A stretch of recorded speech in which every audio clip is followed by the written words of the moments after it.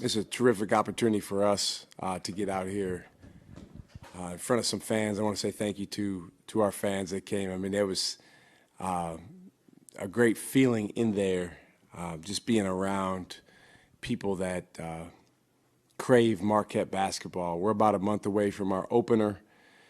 We're about 8 practice days into the preseason, and our mentality really since the start of school has been, we're going to have to really, really continue to grow our championship habits if we want to be a championship team.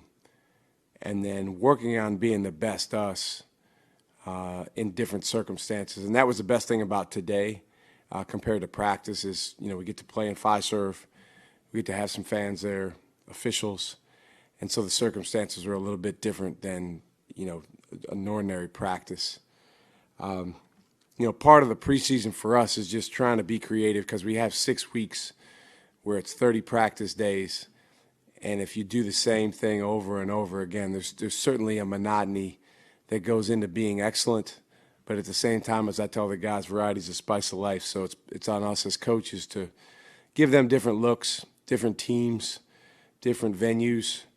And today, again, was a great opportunity to do that. We've got a lot of advantages on our team. And I thought, in today's game, there were some advantages that the guys did a really good job pressing. There was other advantages that we didn't press as hard as we should have and need to. Don't really get into worrying too much about who won, gold or blue, but I'm not surprised that gold maybe fared better than people thought they would. As a group, we have a long way to go. We're certainly excited about our upper limits and going after reaching those. But I think the biggest thing that we take out of today is we need each other even more than sometimes we know, and certainly more than anyone outside of our locker room knows. Shaka, you think about the mental side of the game a lot. One of the biggest questions you're going to get asked over and over this season is what's it like going from the hunters to the hunted? I'm just curious, how have you changed your approach to the mental side? Well, we're always evolving with the way that we approach the mental side of the game. Honestly, what other people think of you and where other people rate you or rank you or prognosticate you, that's always going to be secondary. It was last year. It is this year. For us, what's way more important is the internal feeling we have inside of our locker room, the way that guys are committed to playing and pulling for one another, regardless of circumstances. We value relationships, growth, and victory. So we understand the intimate connection between those 3 things. In a given year, people may say we're really good. People may say we're not good. We certainly can utilize that stuff when it's appropriate. But at the end of the day, the deep, true, special motivation, particularly when you're in a team sport, comes from the guys next to you and wanting to do it for them. And so we had that last year. We don't take that for granted. And we're going to have that this year because our guys understand that, in order to go do something special, it's kind of like today. If, someone was going to pick who was going to win, they probably would say, the blue team will win. That doesn't do anything for you. You got to go out and take the game. And proud of the guys on the gold team for doing that. Everyone can see Jop is in tremendous shape. Just how have you seen that evolve in his game? How has that helped him? Well, he did this VersaClimber program this summer that we've had guys do, select guys over the years, going all the way back to when I was at VCU. And for those of you that are familiar with the VersaClimber, it's one of those torture devices that it's as hard as you make it. I mean, you can go all out on that thing, and you are basically climbing up a hill with your arms and your legs. And so Jop did a program over the course of the entire summer with Todd Smith, and Cam Brown also did it with Jop, and he really pushed himself. And I was in there a few days. I jumped on the VersaClimber with those guys. I didn't do it every day with them, but I've done the whole program before, and I know what it feels like when you're done. You just have a different motor and a different confidence to your ability to find more inside. So that's what we'll see from Jop this year, and we're going to need it. He's a huge, huge key for our team. Who are some guys in the past that have done that, like at VCU and stuff like that? Well, Mo Ali Cox is probably the one that comes to mind the most. And it was a combination of the VersaClimber and what we call the parking deck mile, which we had at VCU and we have here.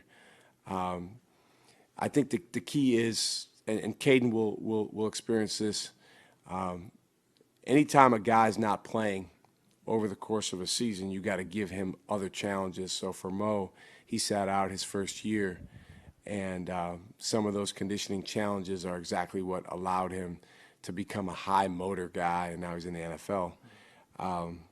But that's something that, Jop had to take on this summer, and I got a feeling we'll see Caden on the VersaClimber as well in the coming months. I think people think of Sean Jones as kind of a lockdown on-ball defender, but today, he was getting deep in the paint and knocked out a couple threes. What steps are you expecting Sean to take this year? Well, he's so fast and quick. We want him to utilize his speed and his pace on the floor, his quickness, but then also understand when to utilize changing speeds and slowing down and playing with poise. And through 8 practice days, man, he's made a real step in that area compared to last year. As a freshman, he came in right out of high school, and he's used to scoring. He scored a lot in high school, and he was a guy that could score in bunches and in different ways. And really what we need him to do first and foremost on the offensive end is organize our team and get shots for other guys. Obviously today he was on the gold team, but a lot of times he's going to be out there this year with Tyler, with Jop, with Cam. And if he can get in the paint and draw help and find those guys, utilize his speed to draw help, but then play with poise, then he can be a heck of an asset for us. The other thing is, we call him a havoc wreaker on defense. And, his ability along with Stevie to just bother the other team with ball pressure, hand activity, deflections, and just all around havoc is something that he has as an advantage. Stevie has an advantage. And if we don't press that advantage, then we're not as good as we can be. Shaka, Joplin lost weight. Ben Gold, before you came in, said he was at 245 and he came in around 220. How does that extra weight, that extra strength help him defensively, and what are you expecting out of him in his second year? Well, Benny, like Sean and like Chase, we expect those guys to take a big jump as sophomores. That's our way. You come in here as a freshman, you are a valuable contributor on a team that wins significant games. In the case of these guys' freshman year, they were valuable contributors on a championship team. And then once you have your feet under you and once you kind of have been around the sun one time in a Marquette uniform, then it's like, okay, let's go. I know how it is. I know what I got to do, and I'm ready to go after it. Now, Ben was hampered a little bit and is still a little bit limited by his shin splints injury. He missed about 2+ months over the course of the summer. As you know, he didn't play in Italy. He's not practiced full time. This is about the most he's gone today, playing 24 minutes out there, game minutes. But he's a guy that I think what you're going to see from Ben, knock on wood, hopefully he's able to stay healthy, is you'll see a Ben that's better in December than he was in November, and a Ben that's better in January than he was in December, and so on going towards the end of the year. I think our sophomore class has a phenomenal template to use in last year's sophomore class. Stevie Mitchell, Cam Jones, David Joplin, what they did coming back in their second year, how they grew over the course of the year, and how they stuck with it and got better and better and turned into guys that, were very, very significant to us winning the games that we won. Talk about Chase Ross making an impact on this year's team. What role do you kind of see him in going into the season? I think that's the most shots Chase Ross has ever taken in a game. 17 shots. He kind of, on that team, needed to do that today. And he's really taken a jump as a player. It's great to see his confidence.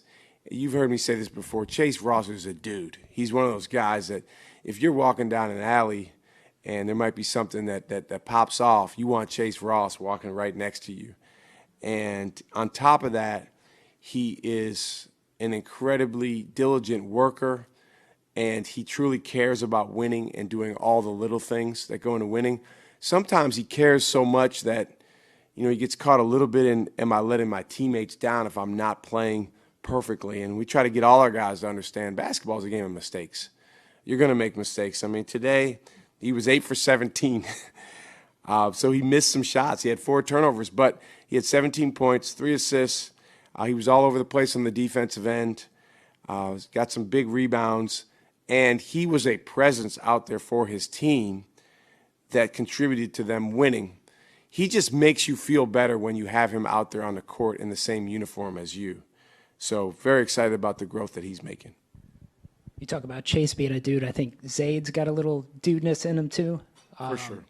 How have you seen him kind of learn how to harness his athleticism and his slashing ability to find a role on this team? Well, if I'm Zade Lowry, I am spending as much time as possible with Chase Ross and saying, Chase, teach me about how things went down last year with you.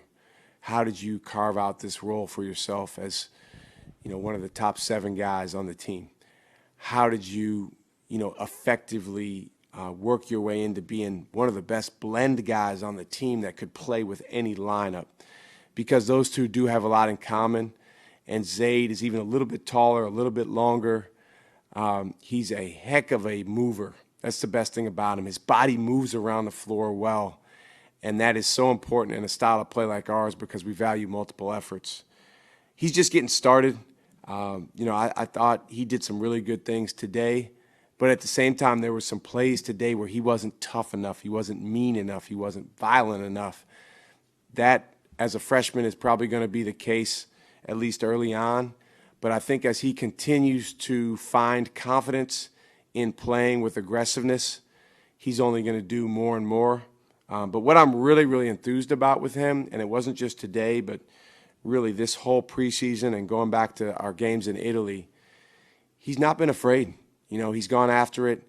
He's, been a really good learner, and he's been someone that's not afraid to, go out there with his teammates and go up against someone like a David Joplin that's a couple years older and hold his own. So very excited about him.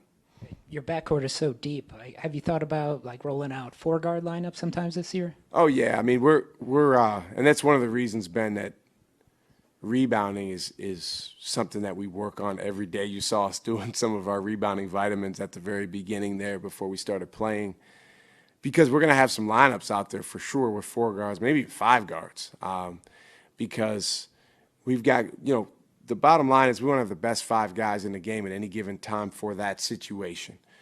And if we can have 5 guys flying around, getting their hands on the basketball, helping each other, disrupting what the other team does, and then making things really, really difficult for the other team on our offensive end, then we'll do what we got to do. That being said, I think just developing different lineups is a huge key for us over the next several weeks, even after we start our first game, because there are a lot of different options, a lot of different lineups we could play. So today's scrimmage was in part a chance to see one group play against another group. And I said to the gold team at one point, one of the media timeouts, hey, do you guys want this to be a lineup that might be in the game with 7:37 left in the game in a close game? And if you do, then we've got to continue to build that chemistry. And we're looking forward to the coming opportunities to do that. We have 2 closed scrimmages, I guess, that I'm not allowed to talk about until after they're done. And then obviously a million practices between now and the first game. Shaka, you're big on relationships, you're big on family. I read somewhere over the summer that you send recruits like a PDF of stuff you're looking for in your program to them early on in the recruiting stages. What stuff is in that? What stuff do you emphasize? What do you look for in the player? It's our culture doc is what we send to them. So it's 26 pages that lays out who we want to be, who we strive every day to become. And, knowing that we're never going to be perfect, but our culture doc includes our mission to create and sustain championship-level success. And that's not just on the court in games. That's in everything we do. Our 3 core values: relationships, growth, and victory. And then I know it sounds like a lot, but under each core value, there are 7 principles. So 7 principles under relationships, 7 principles under growth, 7 under victory. And in the culture doc, all that stuff is spelled out. The reason that I really like to use it in recruiting is this place, like anywhere else, is not for everyone. And we want to get early on an understanding and a shared understanding of, hey, this is what it's going to be like if you come here. And this is how you're going to be coached. And this is what you're going to be expected to do. And this is the type of teammate that we're going to expect you to be. We say culture is simply how we act, interact, and respond. That's it. So you can have stuff up on the wall. You can have a culture doc like what I send to our recruits and we use with our guys on a daily basis. But if it's just words on paper, it doesn't really matter. Our job is to bring it to life. And the most important component of that is the people in our room. And so the people in our room obviously is determined by recruiting. And it's very important for us early on to have open dialogue about who we want to be. Shaka, a question about your lineup.